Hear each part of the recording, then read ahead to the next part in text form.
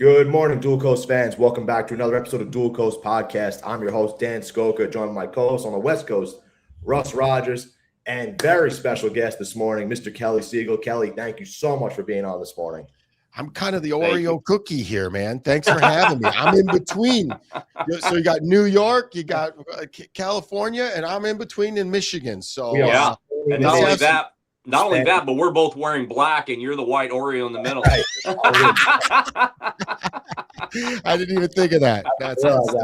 That's funny. Oh, that is awesome, man. We're so glad to have you. It's great.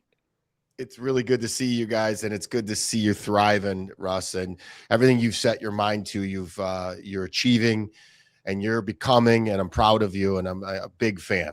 I appreciate it. Thank you so much, man. Well, we talked some time ago. We met through Craig Siegel, and it's just amazing to see the growth and everything. But my opening question to you, right?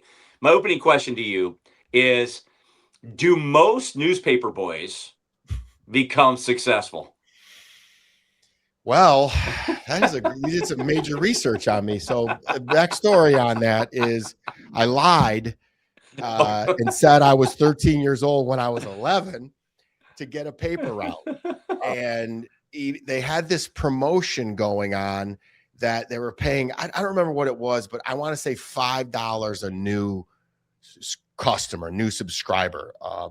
So I inherited a paper route that I lied about, and they had 40 subscribers, and I went and doubled it to 80 because I wanted to get. It was either $5 or $10, whatever it was a lot of money for an 11-year-old kid. What I didn't realize is I was doing that out of survival, like out of scarcity and fear. And I built a multi-million-dollar business on scarcity and fear. So I would tell you this much. I do think anybody that goes door to door and hustles, you learn a different kind of skill. So on top of going door to door, building a paper route, I sold candy. I worked at a car wash. So I did a lot of things while maintaining a 4.0 grade point average, by the way, to survive. And that's one hell of a motivator really, it was just to eat. My parents were alcoholics, never around, out drinking. I was to be seen and not heard. And really, I was a slave. So they made me do work and work and work. And if I did anything wrong, I was beat. So you build this resiliency and you build this thick skin. And what happens is if you use it and you weaponize it, you can become very successful monetarily wise. But until you do the inner work, which is what I'm doing right now, you will hit a ceiling that you don't see. And then we talked about it before we hit record. You have to unbecome that person who lives in that their identity is fear and scarcity. And it's hard to notice when you look successful on the outside. Mm-hmm. So the long story short, Russ, is I think anybody that lies and has to go get a paper route out of scarcity to feed themselves are going to be successful because there's a level of drive in them that you can't manifest. You can't even build it. It just has to happen. And that built when I got that, I think it was like $90. I thought I was rich at 11. And all I could see was food. And that said, it buried something in me like, ooh, money equals safety and freedom. But I built it the wrong way. That gave me a lot of freedom until I'm unbecoming it right now, which is very difficult to do, especially at 50. Mm-hmm. Yeah, I love it, man. How to lie at 11 and become successful at 50. Hey, win if you can, lose if you must, but always cheat. I don't know, man. The funny thing about it is I remember my parents that never were around literally telling me I couldn't get the paper out. And I just hid it from them too, which was another thing that I learned is the little white lies and the hidden things ain't going to hurt anybody, but they do. That's not becoming of who the man I am today. It's not what I'm teaching my daughter, but I also create space for her to communicate with me and present an argument. for looking back, I know it was nothing more that they just wanted me to be there to wait on them hand and foot. There was no rhyme or reason to not letting me go do this. But I didn't know the words. I didn't have the safe place to say, I don't have any food. You guys don't leave me any food. There was no open line of communication to say, you guys are drunks. Probably wouldn't have came off well anyways. So long story short is I used it and weaponized it to make a lot of money until it wasn't. I look in the mirror, wasn't fulfilled. And then I broke it all down and I'm sharing it with everybody to go to the next level, the next level, the next level. Well, I'm not sure how you hide 80 newspapers that show up at your door. That's pretty good. God, Russ, you're throwing me for a loop here. I didn't even realize, what? They just were never around. So they just didn't pay attention. So you would as soon as they showed up, you grab them and you go deliver them. I threw it out. And I was a smart little entrepreneur. I would recruit my buddies. Yeah. And I would put them on the handlebars of my freaking bike. And I would have my buddy, throw them while I would drive.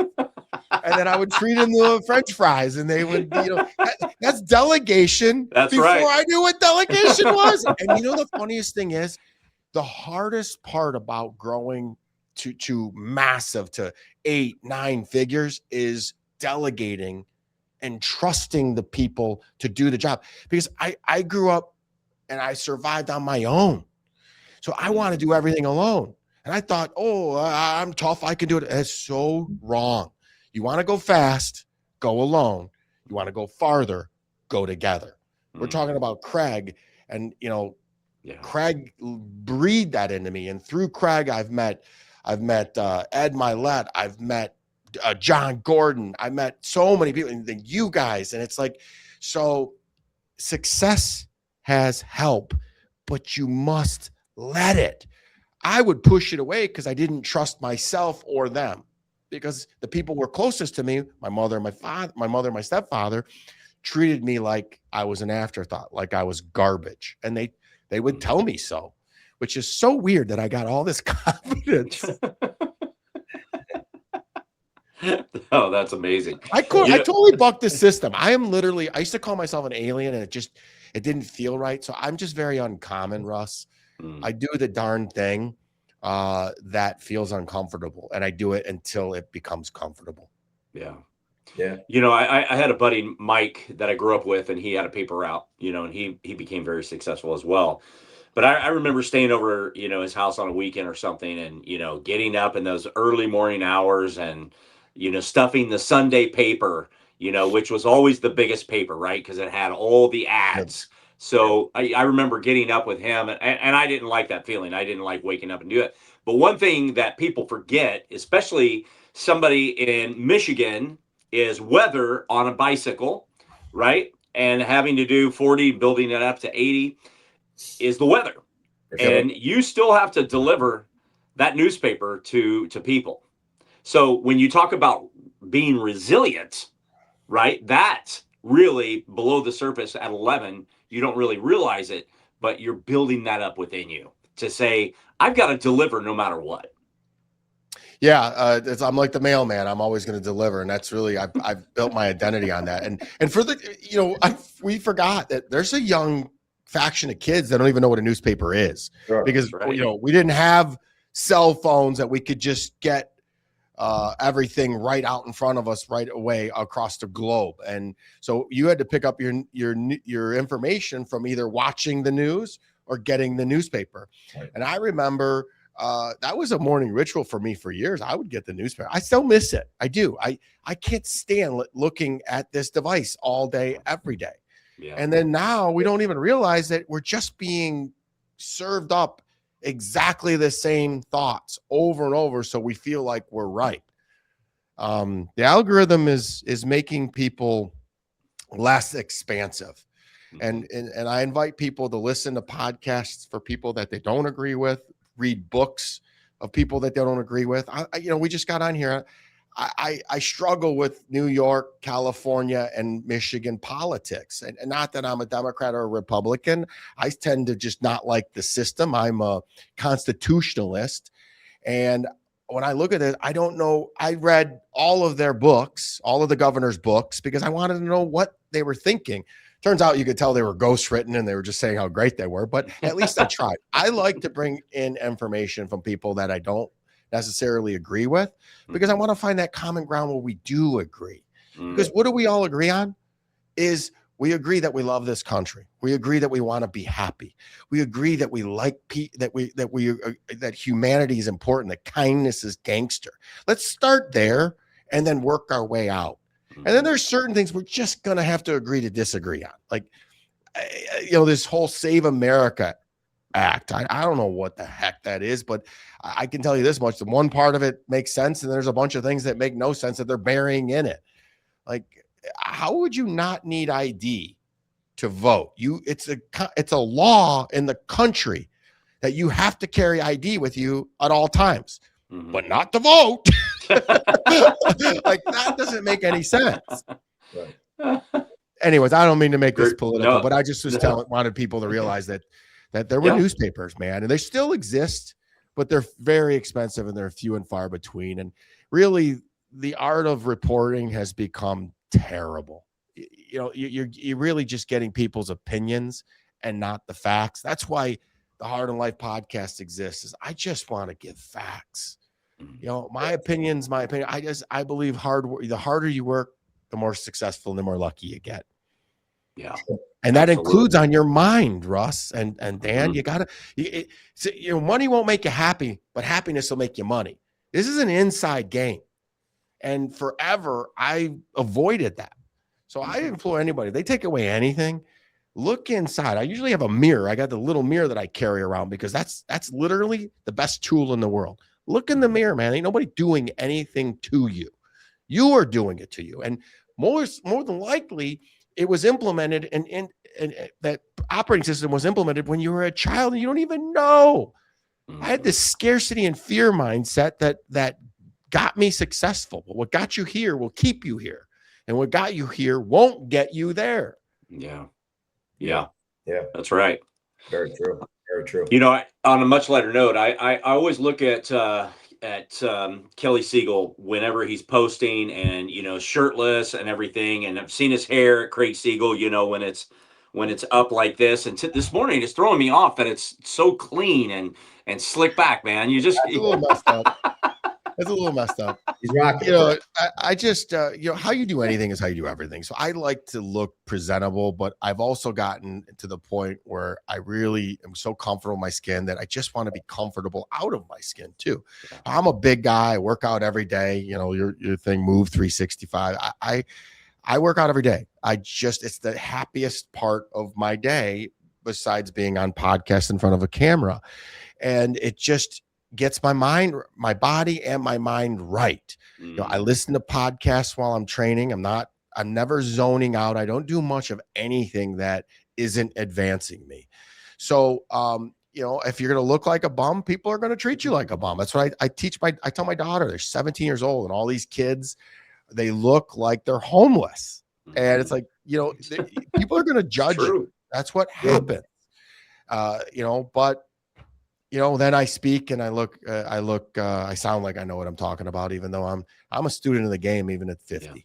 I'm gonna learn it all. I want to be a sponge and learn. Yeah. That's awesome. Awesome, man. It's awesome. Valuable notes right there, man. I'm telling you. Very. Kelly is bringing it. Bringing the heat. Hope everybody's listening and taking notes this morning. By the way, it's a great plug. If you guys want, email me, kelly@heartofthelife.com. And I'll just put Dual Coast, and I'll send you both of copies of my book, electronic copies of my book, Harder Than Life, Happier Than Life. I'm not doing this. I don't have a coaching program. I do all this because it's cathartic and I'm learning. And when I have a mirror in front of me, I know I got to show up as the best version of me. So if I'm out here spewing it, I'm going to live it as well, because I don't have a hypocritic bone in my body. And since I'm not doing it to try to make money, hopefully people listen. So I'm literally showing the proof and not the promise. Yeah. Awesome, man. Thanks for doing that. Really appreciate that. Thank you. My pleasure. Kelly, you brought up a really good point before of delegation, with delegation of tasks and bringing about business and everything. How important is it when you surround yourself with the right people, to put the right people around you at all times in your circle. What does your circle mean to you?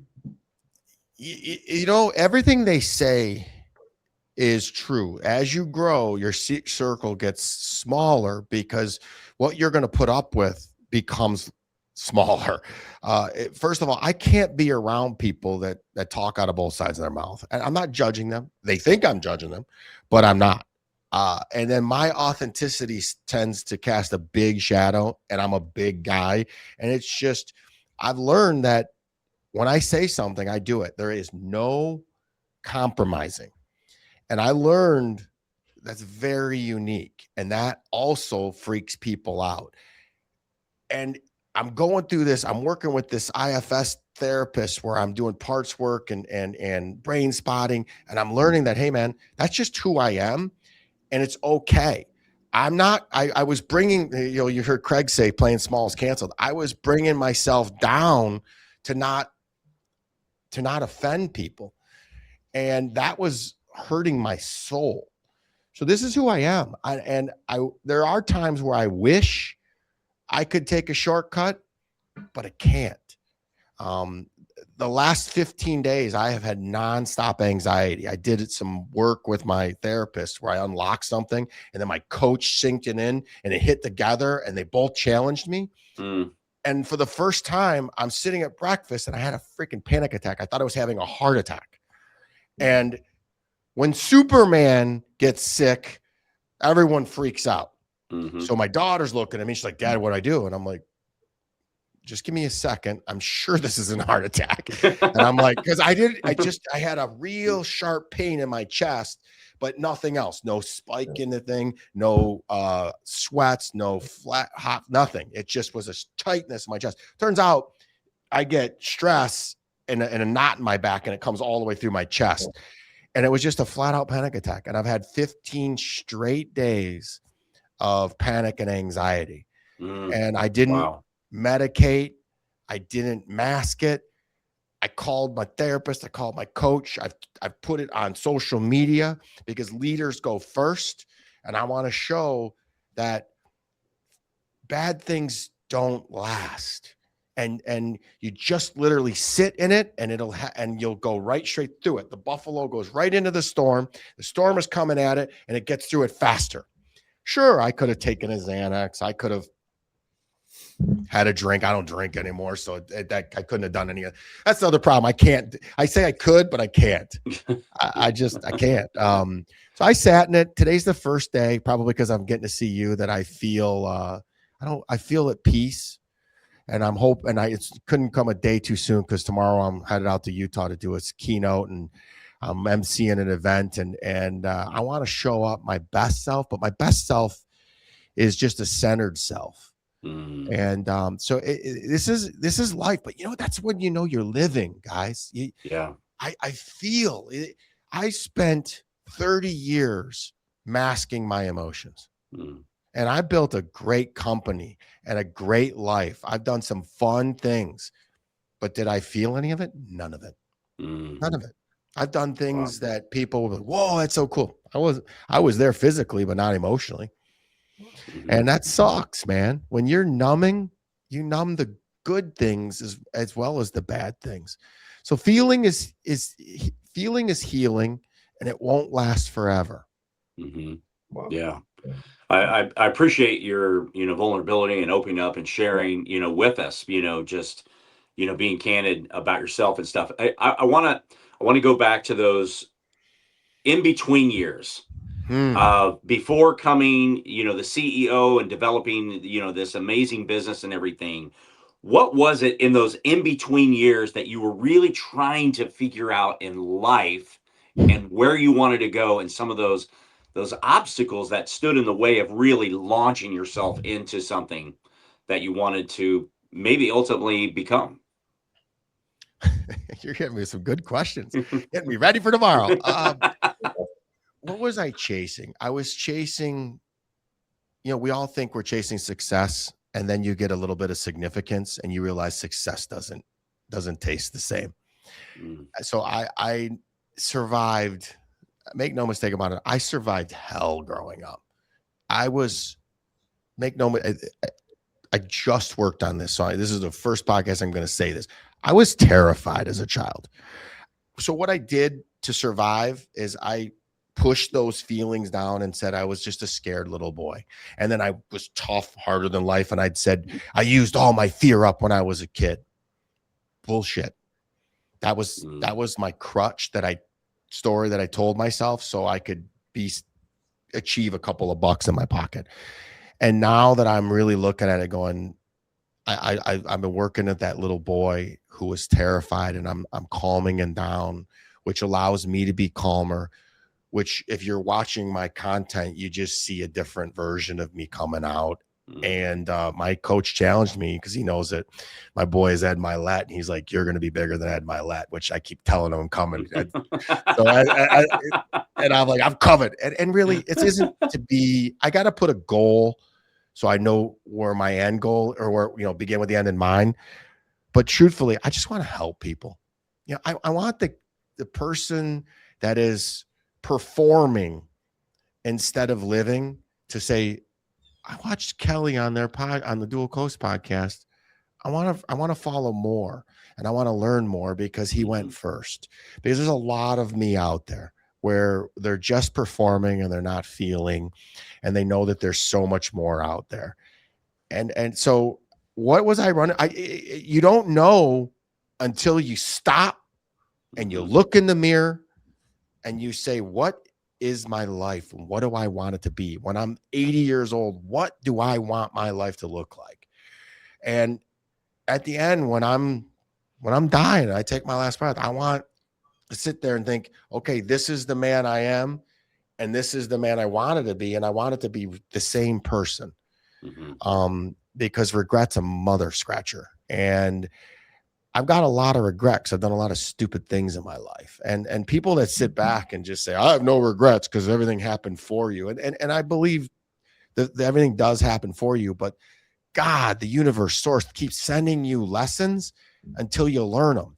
And they were sending me a lesson, Russ, to freaking not drink, not party, and just learn and do good and give back over and over and over. And I wasn't listening. So they sent me this thing called the pandemic and made me sit by myself. And then on top of it, the weirdest thing happened. It's in my book, Harder Than Life. The weirdest thing happened. My ex-girlfriend, my ex-wife got together and they took away my daughter and made up some bullshit story. So I literally had to sit by myself with nobody in my feelings. And I was about a little over a year into my healing journey. And there is nothing more scary than to be completely by yourself with your thoughts and feelings and have nothing and not know what tomorrow is going to bring. Because if you remember the early days of the pandemic, which we're coming up to, it's March 10th today, March 20th is when the whole world sat down. So 10 more days. I got the whole our country shut down. My business was shut down. We lost our biggest customer who went out of business, and my daughter got taken away from me, all at 4:00 on March 20th, 2020. And I literally was sitting here alone, like, what am I gonna do? And that was a pivotal moment. You turn right, and all hell breaks loose. You turn left, all hell breaks loose. If you just sit in your shit, you're gonna be okay. And luckily I just sat in the shit, and that's what really turned me in. And it's where Harder Than Life was born. I wrote my book during the pandemic. I declared war on my mind and my body. And I used that pandemic where most people were drinking and loving the remote work.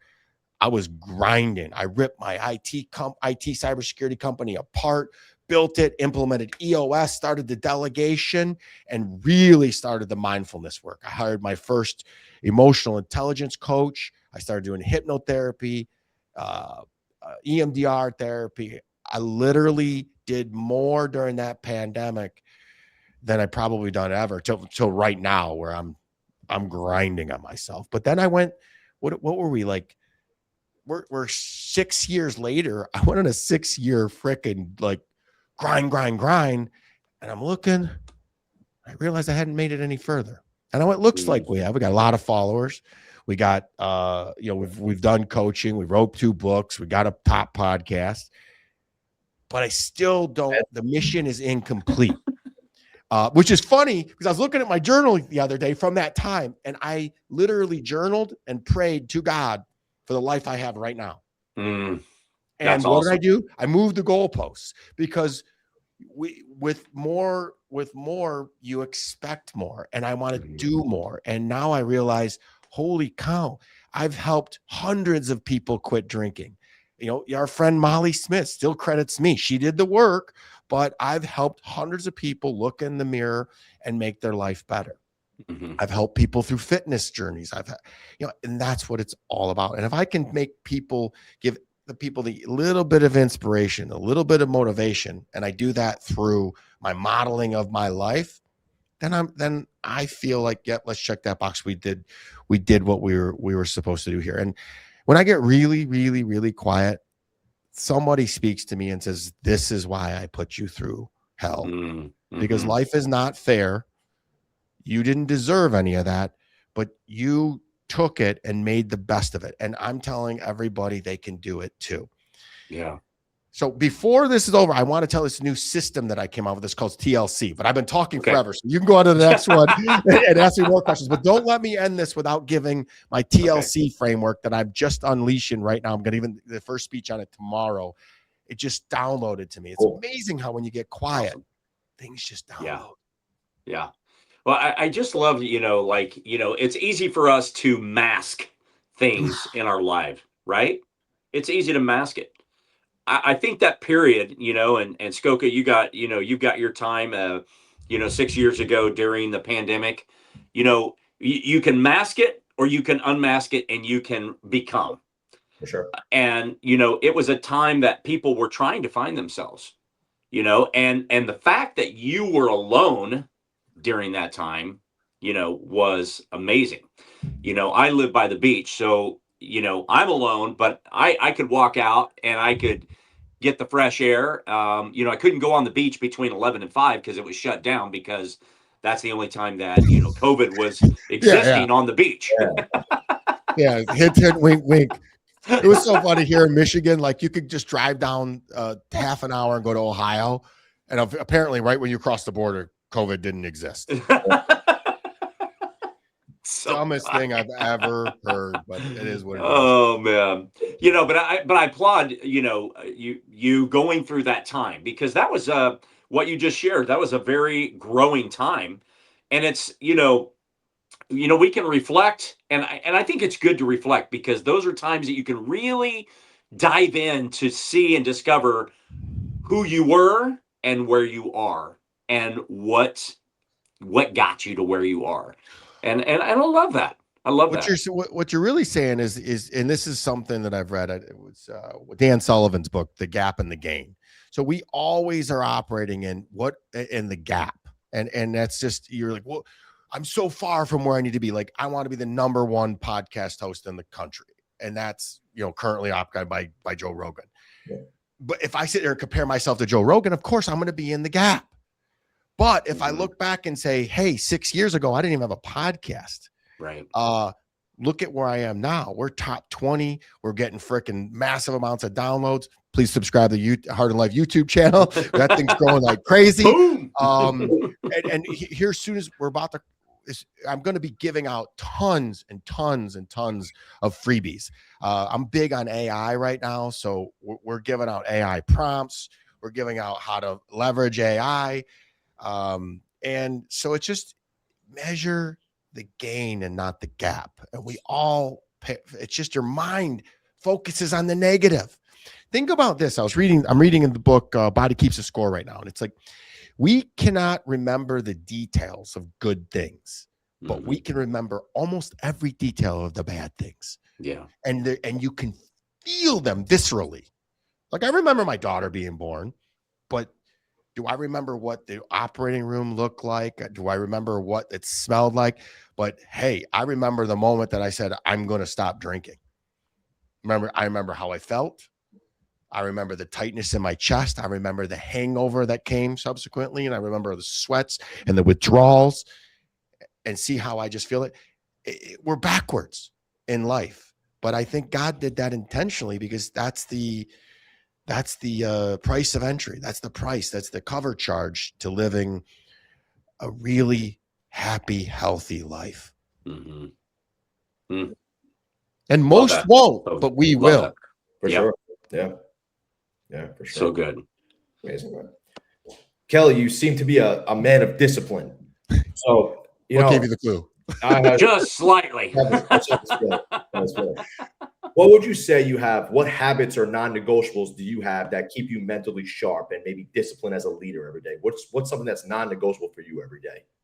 I know the gym is definitely one. So in my second book, Happier Than Life, I literally detailed exactly what I do every single day. And I do the same thing. I've been doing the same thing for 6 straight years.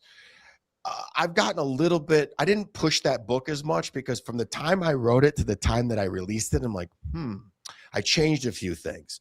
So there's not much that is negotiable in my life. The only thing that is negotiable right now is that I'm trying to do less, because it's the only thing I haven't done in my life, was be a human being instead of a human doing. So my day, every day looks the same. I get up at 4. I get up at 3:59. On the weekends, sometimes it's 5, but 4 and 5 every single day. And I wake up and I do a gratitude practice.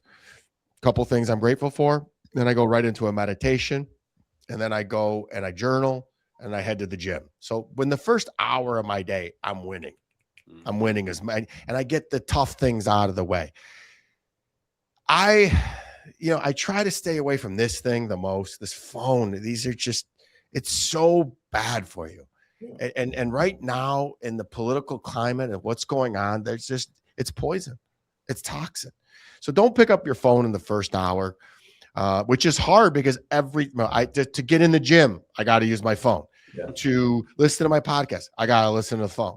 And then by the time you look at it, you got 400 Instagram messages from the night before, 1,000 freaking messages from YouTube, and text messages from everybody. And it's like, what's becoming non-negotiable is that I got to separate from this thing more. Yeah. But the working out, my word, my favorite book is The 4 Agreements. 4 Agreements I live and die by. So be impeccable with your word. Yeah, it's just certain things that once I say it, consider it done. And I won't stop until I get what I came for or something greater. That's so I can knock my mother and my stepfather for all the negativity that they instilled that in there too. So let me give him a little bit of credit. Everything does happen for you. My stepfather, even when he was a massive drunk, still woke up at 4 o'clock in the morning and went to work and went to the gym. Where did I learn that from? When he quit drinking, he did it cold turkey, didn't go to AA, didn't do nothing. When I quit drinking, cold turkey, just said I've had enough, didn't go to AA, kept going. So there are still good things that came from my terrible childhood, but I had to feel those feelings a little deeper than I was letting on to be. So the discipline is freedom, but the biggest thing, what works better than discipline, is consistency. So it's better to be consistent than intense. So a lot of people want I'm going to do this big spurt. And I just am this is what it looks like for my day. and the only non-negotiable, I would say, if you don't do anything, put everything in your calendar and work your calendar like it's your lifeblood, because it is. And I'm doing this speech tomorrow where people think I'm crazy. Oh, you got to have the freedom to move about your day.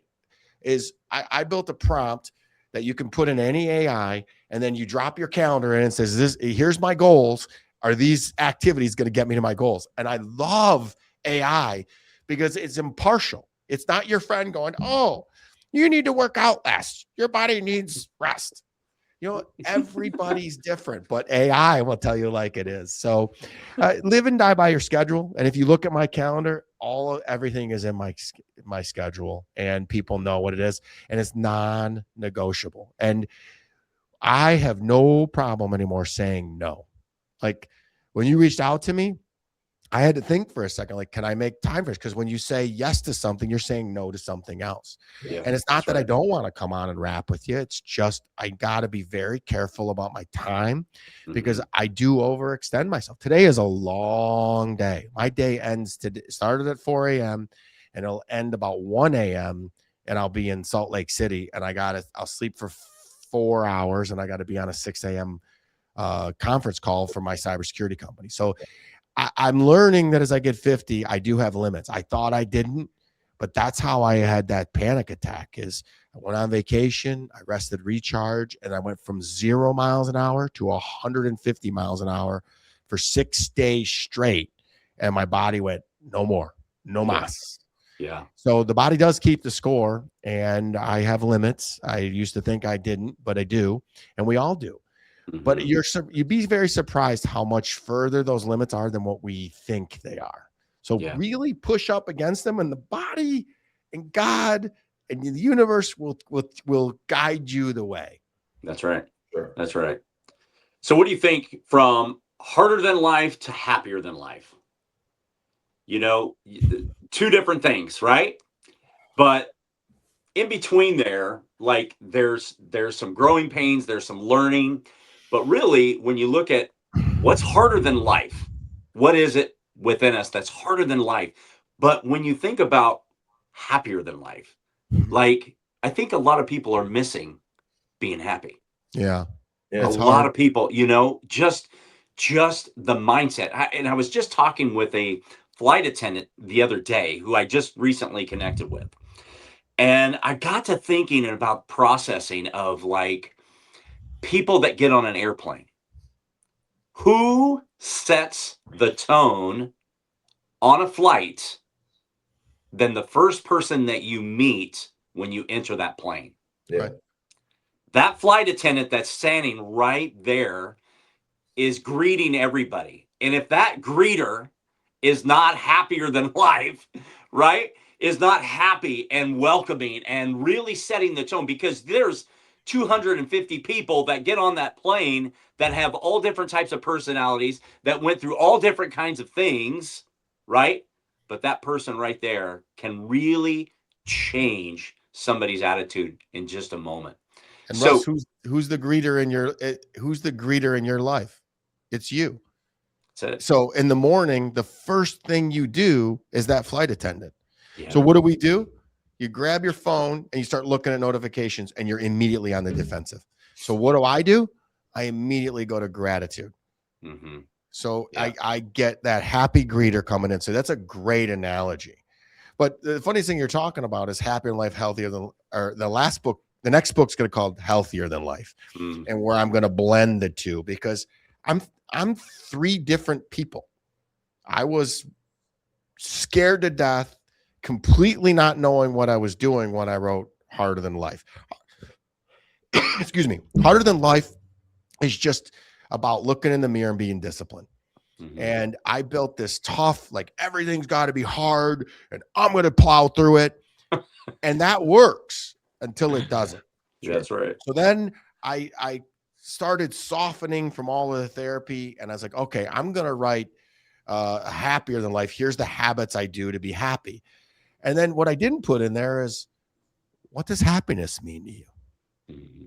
You know, and it started with just I gave a speech in honor of America for the 250th anniversary of being free, and I kept talking about it. You know, we all have these inalienable rights of life, liberty, and the pursuit of happiness. The pursuit, and it got me thinking. It's like really, it's a pursuit. That's the journey we're talking about of living, because so many of us are working and living, but we're not alive. Yeah. So it's a pursuit of living, the pursuit of freedom, not just freedom to move about the world, freedom in your mind. Mm-hmm. And when I got to thinking about that, it got me wondering, like, what beyond our basic human needs makes you happy? And it's really simple. It's literally just being focused on right here, right now, being present. Yesterday is history. Tomorrow is a mystery. All we have is today, and it's a gift. So that's why they call it present. Mhm. And it's just that simple. It's simple, but not easy. Because when I'm sitting here talking, I'm thinking about, okay, I got a meeting right after this. I got to get out, I got to pack, I got to get on a plane, I got to rehearse my speech, which I was doing before. I'm in the future. Yeah. But I just want to be right here, right now, with my two favorite people and all that matter right here, right now. And that's what I'm going to talk about in happier and healthier than life, how Love to that. cultivate those. And this is a great segue to two things. There's the three S's: silence, solitude, and stillness. Those three things you can answer any question you have. And then once you do that, give yourself a little TLC. And it's simple: train your mind and your body every single day. You train your and this isn't the feel good, do your 10,000 steps. Get your butt in the gym and sweat. Now it Mhm. can be Pilates, it can be and I don't want to hear this, I don't have time. Get up earlier, and I don't want to hear I can't afford it. There's $10 gyms. Get to the gym and sweat, and then feed your mind, train your with a podcast or just podcast, but also listen to other podcasts, people that you might not agree with. So that's the T. The L is learn. You learn by read 10 pages or a chapter a day of a nonfiction book. And then take in a podcast. Instead of listening to the music while you're on your way to work or at the gym, turn on a podcast. Train your mind and body, learn by reading and taking in good podcasts. And then finally, C is counseling and coaching. I have both. So I have a coach that holds me accountable and a counselor who's a therapist who points out my blind spots. Together, they're molding me into the next level of what I got to be. TLC, guys, that can be done by anybody. And there's no excuse. And if you start with excuses, there's the issue right there. No excuses. Yeah. And that's non-negotiable. Right. I do that every day, all day. And it's simple. TLC. Who doesn't want some TLC? That's awesome. Great. Love that. Oh, it's good stuff right there with Kelly Siegel. That's it. Bombs. Kelly, remember, guys, I don't think I've ever said this to you, Russ. Everybody thinks you only live once, but no. We only die once. You live every day. So whatever hell happened yesterday, let it go. Mm-hmm. Let it go. Live in day-tight compartments and enjoy it, because we don't know what the hell is going to happen tomorrow. That's right. Very true. No guarantees. That's right. Kelly, we have this saying or this quote that we close out every single podcast with that we usually like to ask our guests about. And that quote goes, wellness is not about perfection. It's about progress. What would you say that quote means to you?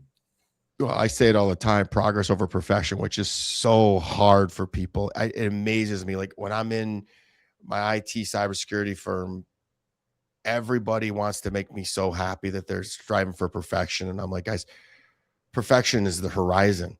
We're never going to get there. So let's aim for perfection, but land on excellence. And you can get to excellence. Excellence is achievable. And it's looking in the mirror and being proud of the effort that you gave. And it's simply by measuring the right inputs to get the right outputs for the right outcomes. We're all so busy being busy that we're not measuring, did we actually achieve the goal? And I don't care how hard you work. If you don't achieve your goal, you don't get a freaking participation trophy in life. It's not the way the real world works. Mm-hmm. So you can work your butt off, misfire totally, and have to start over. And that's pretty much what I do over and over and over again. So I heard this once. It was, I have a master's degree in falling down and a PhD in getting back up. That's what that means to me. Yeah. That's awesome. Love that, man. Yeah. I love, Kelly, the enlightenment that you brought today. And I think, there's numerous things that I personally can take away. And I do a walk and talk every Wednesday with Kate on the East Coast, and we just get on and we talk about something about health and wellness. And last week in it, we talked about today, and we talked about what is it in our victories that we should celebrate every single day. And gratitude was something that I shared with everybody that we need to start the day with. And for me, you've said a number of key things, but it really solidified in me, and I hope people were listening today, and people are going to pull different things out of today's talk on Dual Coast. But you really reaffirmed the gratitude and starting that, because that really sets the tone of our day. And I usually do the gratitude on a walk. Yeah. I get up and I walk, I smell the ocean air, I'm breathing, the goodness in of the salt, and hearing the crashing of the waves. But starting the day with gratitude, to me, is solid in how we should go about our day and really setting the tone. A lot of people talk about gratitude. It's impossible to be grateful and grumpy at the same time. You can't feel two emotions. So feel grateful. But I want to go back to what you just said, because a lot of high achievers like us forget to celebrate wins at all.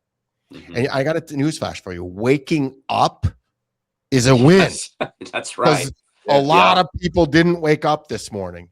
So Mhm. I have a bad habit. I just bought a company and we integrated them, and I celebrated for exactly 30 seconds. And we okay, acquisition's complete. Let's take a second to be like, cool. And that's what I did.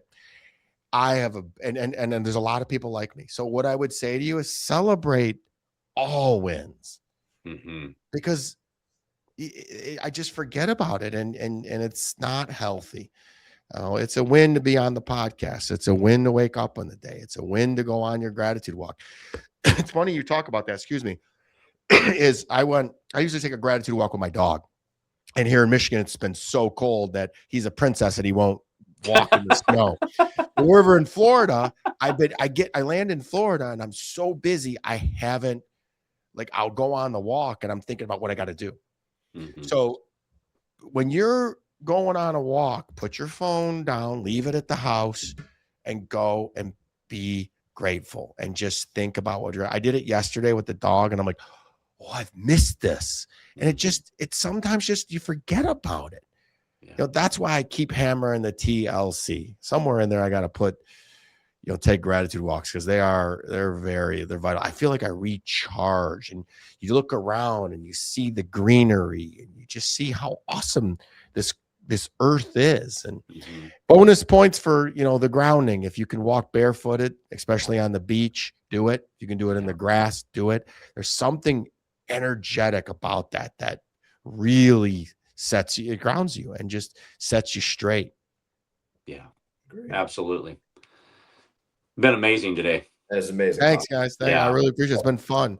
No, it was awesome. I loved every single second of that. That was great. Kelly, where can people find you, Kelly?